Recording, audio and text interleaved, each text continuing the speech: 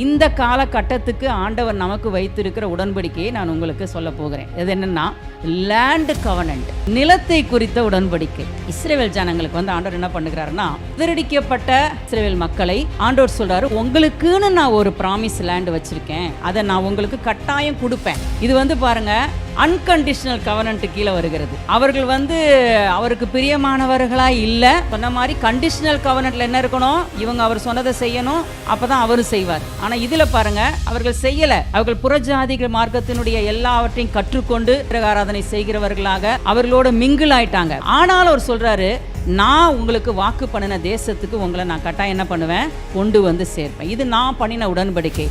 இந்த கவனன்ட் பாருங்க, unconditional covenant. அவர்களுக்கு அதாவது அந்த உடன்படிக்கைக்கு உட்பட்டதினாலே இத்தனை 1000 வருடங்கள் ஆன பிறகும் அவர்களுக்கு அது நடந்து கொண்டிருக்கிறது என்றால், நீங்களும் நானும் பாருங்க புறஜாதிகளா இருந்து ரட்சிக்கப்பட்டு வந்த உங்களுக்கும் எனக்கும் பூமியை சுதந்தரிப்போம் என்கிற வாக்குத்தத்தத்தை கொடுக்கிறார். அதை உடன்படிக்கையாய் பண்ணுகிறார். அது கண்டிஷனல் கவனன்ட் கிடையாது, அன்கண்டிஷனல் கவனன்ட்.